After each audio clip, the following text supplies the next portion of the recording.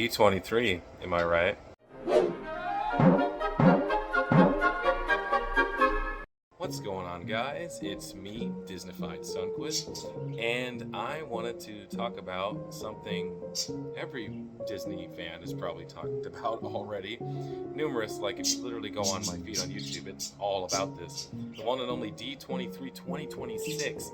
This is the one that we've been all waiting for because the last one was amazing, fantastic, had some great announcements, and was a complete night and day compared to the former D23. And again, I must apologize for my friend over there. Yeah, Jose the Tiki Burn. He wants to make his presence known, and he's just telling you all to have an amazing day, okay? Because he respects you guys. Anyhow, so I wanted to go ahead and walk you guys through my top 3 D23 announcements. The ones that I'm most anticipated. Now, I know I'm going to get some flack for this. I know that. Because you guys are going to hear some of these and you're going to be like, that's what you're excited more about than this? Okay, so hear me out, because this is my list, guys. Everyone has their own different opinions. Everyone has that one thing that they're more excited about than other people. This is what I'm excited about. So, with that being said, let's go ahead and start with number 3. Antonio's Fiesta de Encanto. I mean, look, Tropical Americas as a whole, ever since they announced it, I was like, yes, I am all in. Like, the look of it, the concept art, gorgeous. The land itself just looks so vibrant. I'm even excited for the carousel. I'm excited to ride Emperor Cusco, the Emperor Cusco horse, if you want to call it that, for the carousel. That's amazing. Please, Disney Parks, bring us more Emperor's New Groove. We need more of that in our life. All of it looks fantastic. It's like, what land are you going to be able to go to where you can ride an Encanto ride and an Indiana Jones ride? Amazing. That being said, we're speaking about Antonio's Fiesta de Encanto right now, specifically. Like, look, we all know Encanto. If you haven't heard, we don't talk about Bruno. Like, maybe you're living under a rock. But anyhow, just the whole concept of an Encanto ride, it was inevitable. With the success that it made on Disney Plus, it was only a matter of time before it would make its way to the Disney parks. And everybody thought that Encanto was going to make its way into the parks via the treehouse, Tarzan's treehouse, R.I.P. I love that attraction. The new one's good too. Don't get me wrong. I like the new stuff that they have. I really love Tarzan. I love that was the one Tarzan thing that we had as Tarzan fans. It didn't happen, and I appreciate the restraint that Disney had. And I am, the fact that they finally are coming out with an attraction in Animal Kingdom, and I'm just gonna be real. Like the woman herself, her name escapes me at the moment, specifically said when she was speaking with Joe Rohde. To the fans at D23, basically saying it's not overtly about like tying into the themes of Animal Kingdom specifically, because it's based off of Encanto. Encanto as a whole is not about animals. We all know this, but Joe Rohde assured everybody that it does have the themes that tie into Animal Kingdom, and it's specifically about Antonio's room, which is full of animals. So it works. But just the ride vehicle looks so creative. It's probably going to be trackless. I think that's probably a given at this point. And it looks so colorful and vibrant, and I'm sure the animatronics are going to be amazing. That is why it is at number 3. Moving on. Number 2, and this is going to surprise a lot of people. It's Villain's Land. I know. As number 2. That's going to confuse a lot of people. But the reason I have it as number 2, because first of all, I have something I'm more excited about than Villain's Land, but I'm still excited about it. Don't get me wrong. Villain's Land, very anticipated. I even like the fact that they kept the name Villain's Land. There's a lot of names they could have gone with. Some people are probably going to think it's lazy, but I like it. It's simple. It's like, Villain's Land, this is the land where the villains are. It helps guests. It's easy, right? But that being said, the attractions that they have, I love the confirmation of the Maleficent coaster. Like, come on. Maleficent. That's my personal favorite Disney villain.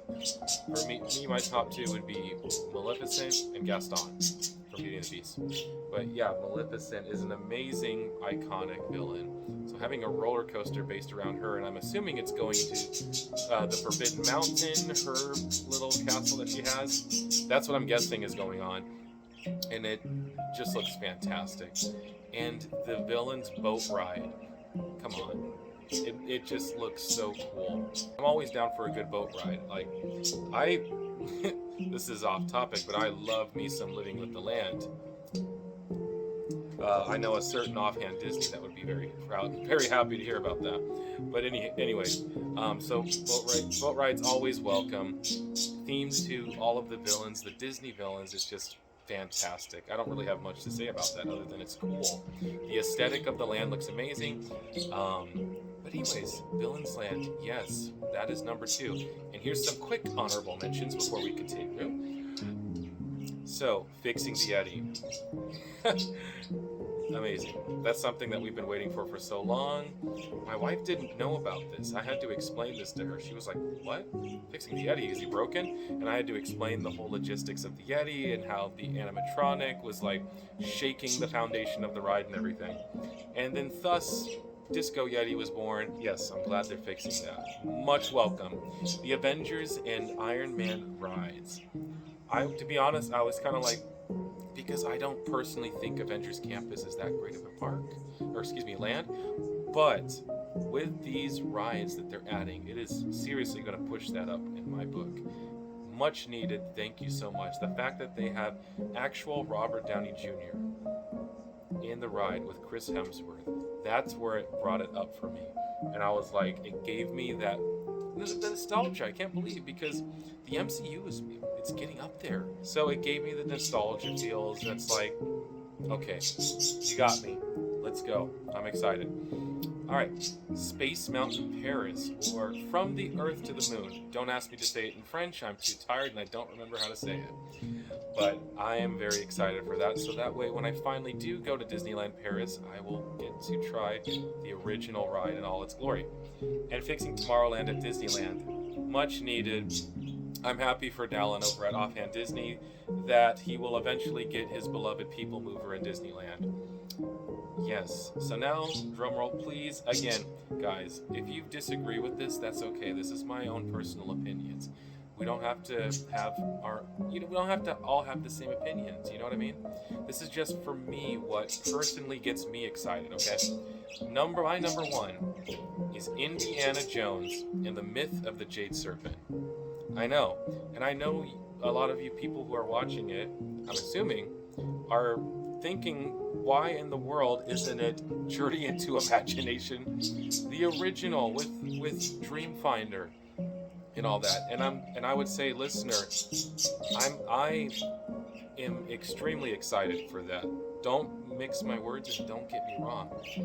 The thing is, to me, I expected that to happen. I knew they're gonna do it. This is the year that they're gonna do Journey into Imagination, and if it wasn't this year, I knew it was coming. And never in a million years did I think that Harrison Ford was gonna actually be modeled and voice actual Indiana Jones in an Indiana Jones attraction. I didn't see that coming. And I was literally, my reaction to it was like, it slapped my knee, and I was super excited. And that true story. My wife was like, calm down, you're scaring me. But that was the reaction I had to it, because I love Indiana Jones and Indiana Jones Adventure at Disneyland. That is my favorite ride. So I was very excited when they announced this. A bit bummed about Dinosaur, because I loved the Juicy Sclusy, as Ryan Bergara says over at For Your Amusement. But I understand. It was very late 90s. I loved it for it, but it was time to go. This Indiana Jones attraction, it looks gorgeous. It has real Indiana Jones in the ride. What more do you need? And that is what my number 1. And I must thank you guys once again for listening. If you are watching this, thank you so much for coming and stopping by. Yeah, and let me know, guys, what you are most excited for with the announcement that came out for D23. Because I have to imagine most of it is Journey into Imagination, Villains Land, Monsters Incorporated, and that's great. This was just my personal list, and I wanted to share that with you. So you all have an amazing day. And I think I'm going to coin this Stay Disneyfied. I don't know if I am coining that. It might already be a thing. I'm not sure.